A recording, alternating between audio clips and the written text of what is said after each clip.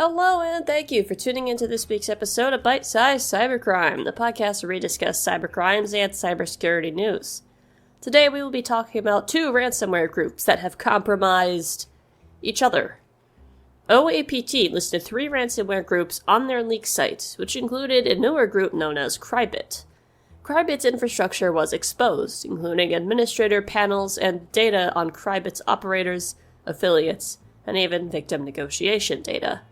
Turns out, KryBit only had 2 administrators, 5 affiliates, and 20 victims, making them a really small operation, which isn't a surprise as they really only started coming onto the scene in 2026.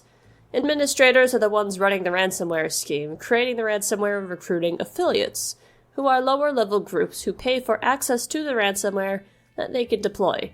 They're the ones who do the real hacking.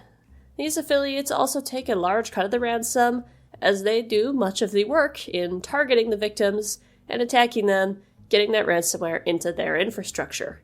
According to the data that OAPT stole, KryBit has taken between 10 to 250 gigabytes of data from each victims, which is quite the range, and have demanded between $40,000 to $100,000 US in the ransomware cases, though, of course, that's going to be in the form of a cryptocurrency. As you might be able to imagine, KryBit was not exactly happy about having their entire operation exposed like this, especially since it means they will have to change strategies completely.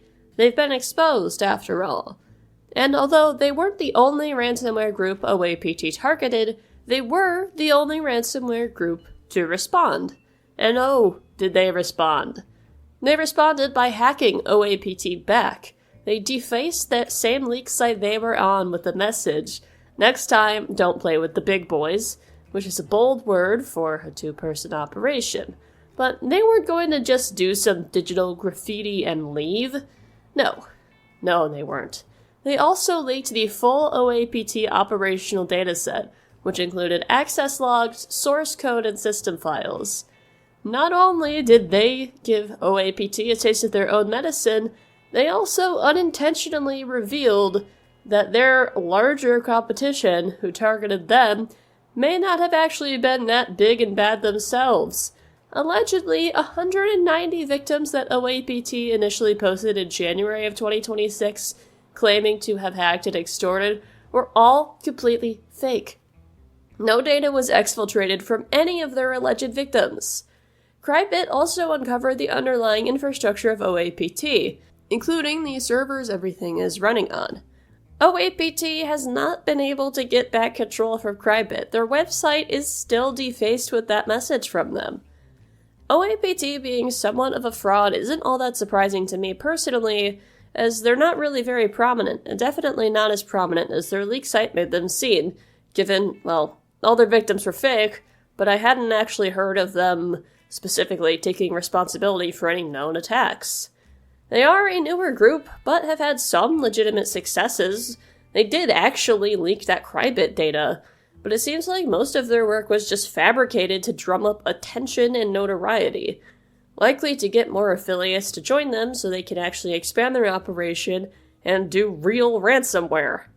They did have some legitimate ability to cause damage, but they didn't actually do much by themselves.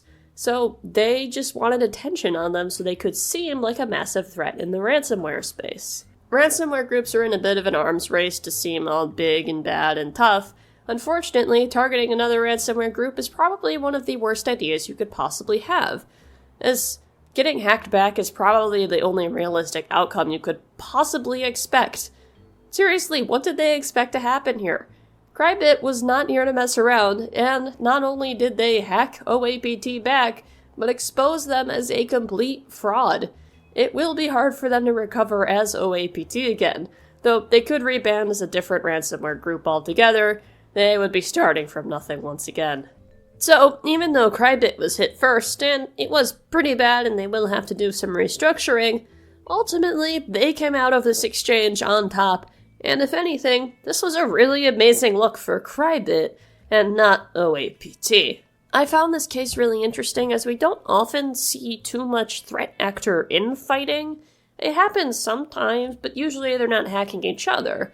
They tend to just kind of stay in their own lane, leave each other alone, or even team up like the shiny hunters Scattered Spider and Lapsus are prone to do. Trying to take out your competition may seem like it makes sense, and if it worked, it would give you a lot of clout. But if it goes wrong, it's going to go extremely wrong, like it did here.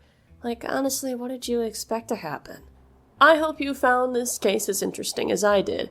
Thank you for tuning into this week's episode of Bite-Sized Cybercrime. And another thanks to Dark Reading, SC Media, and InfoSecurity Magazine for familiarizing me with this really interesting case. And until next time, stay secure.